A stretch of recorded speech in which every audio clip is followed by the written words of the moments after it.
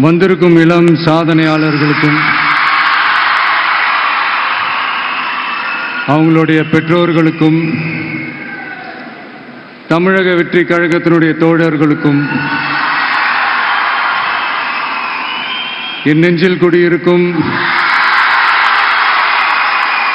நண்பா நண்பிகள் உங்கள் அனைவருக்கும் மீண்டும் என்னுடைய பணிவான வணக்கங்கள். நான் இன்னைக்கு எதுவும் பேச வேணான்னு தான் நினைச்சேன். பட் ஒரு முக்கியமான ஒரு விஷயத்தை பற்றி இன்னைக்கு நான் பேசலைன்னா அது அவ்வளோ கரெக்டாக இருக்காதுன்னு எனக்கு தோணுச்சு. அதான் அது என்னவா இருக்குன்றது நீங்களே கெஸ் பண்ணியிருப்பீங்க. எஸ், நீட்டை பற்றி தான்.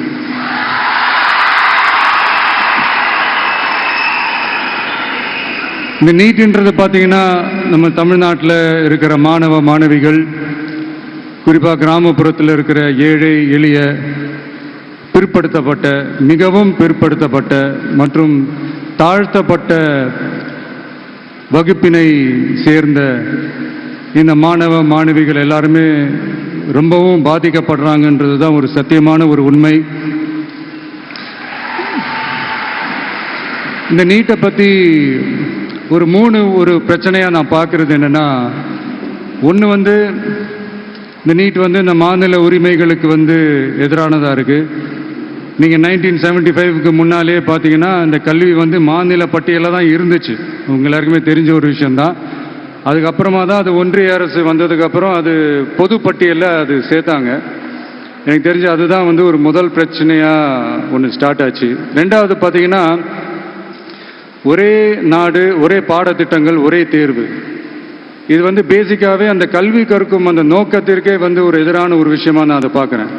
ஒவ்வொரு மாநிலத்துக்கு ஏற்ற மாதிரி அந்த பாடத்திட்டங்கள் இருக்கணும். இது நான் மாநில உரிமைகளுக்காக மட்டுமே இதை நான் கேட்கல. நீங்கள் பார்த்தீங்கன்னா அந்த கல்வி முறையில் பல்வேறு கண்ணோட்டங்கள், பல்வேறு பார்வைகள், டிஃப்ரெண்ட் பெர்ஸ்பெக்டிவ்ஸ்னு ஒன்று சொல்லுவாங்க இல்லையா, அப்படி அதுக்கு ஒரு முக்கியத்துவம் கொடுக்குற ஒரு விஷயமா அது இருக்கணுன்றதான் என்னுடைய பார்வை. Diversity is a strength, it is not a weakness. பன்முகத்தன்மை அப்படிங்கிறது அது ஒரு பலமே தவிர பலவீனம்னு சொல்ல முடியாது. இதில் இன்னொரு முக்கியமான ஒரு விஷயம் என்னென்னா, மாநில மொழியில் படிச்சுட்டு, ஸ்டேட் சிலபஸில் படிச்சுட்டு, என்சிஇஆர்டி சிலபஸில் தேர்வு வச்சா அது எப்படிங்க? அதுவும் கிராமப்புறத்தில் இருக்கிற மாணவ மாணவிகள், அதுவும் அவங்களுடைய மருத்துவ படிப்புக்கு கொஞ்சம் யோசிச்சு பாருங்க, இது எவ்வளோ ஒரு கடினமான ஒரு விஷயம்னு. மூணாவது நான் பார்க்குற ஒரு பிரச்சனை என்னென்னா, இப்போ போன மே மாதம் 5ஆம் தேதி அந்த நீட் எக்ஸாம்லாம் நடந்துச்சு. அதில் சில குளறுபடிகள்லாம் நடந்ததா நம்ம நிறைய அந்த செய்திகள்லாம் பார்த்தோம், படித்தோம் இல்லையா. அதுக்கப்புறமே என்ன ஆயிடுச்சுன்னு பார்த்தீங்கன்னா, அந்த நீட் தேர்வுக்கு மேலே இருக்கிற அந்த நம்பகத்தன்மையை மக்கள் மத்தியில் சுத்தமாக போயிடுச்சு. இனிமேல் நாடு முழுக்க அந்த நீட் தேர்வே தேவையில்லை அப்படிங்கிறத இந்த செய்திகள் மூலிமா நாம் எல்லாருமே புரிஞ்சுக்கிட்ட ஒரு விஷயம். சரி, இதுக்கு என்னதான் தீர்வு அப்படின்னா, நீட்டு விலக்கு தான் இதுக்கு உடனடி தீர்வு.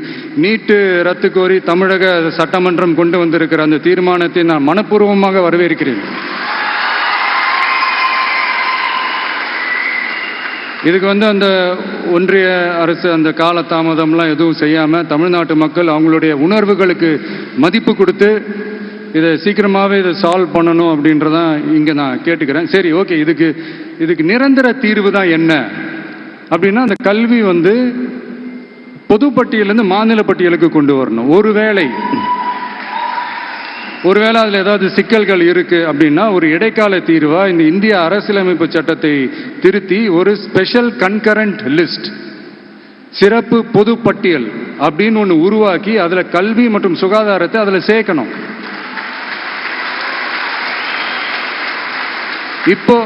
இப்போ இருக்கிற அந்த பொதுப்பட்டியல் என்ன ஒரு பிரச்சனை அப்படின்னா, நீங்கள் அந்த துறைகள்லாம் பார்த்தீங்கன்னா மாநில அரசுகளுக்கு என்னதான் அதில் அதிகாரம் இருந்தாலும் அது முழுக்க ஒன்றிய அரசினுடைய கட்டுப்பாட்டில் தான் இருக்குது. அதனால் மாநில அரசுகளுக்கு அந்த முழு சுதந்திரத்தை அது தரப்பட வேண்டும் அப்படின்றதான் இங்கே என்னுடைய தாழ்மையான ஒரு வேண்டுகோள். ஒன்றிய அரசு அவங்களுடைய கட்டுப்பாட்டில் இருக்கிற ஒரு சில இந்த மெடிக்கல் காலேஜஸ்லாம் இருக்குல்ல, எய்ம்ஸ், ஜிப்மர், பிஜிஐ இந்த மாதிரி நிறுவனங்களுக்கு வேணால் அவங்க வந்து அந்த நீட் எக்ஸாம் நடத்தணும்னா நடத்திக்கலாம்.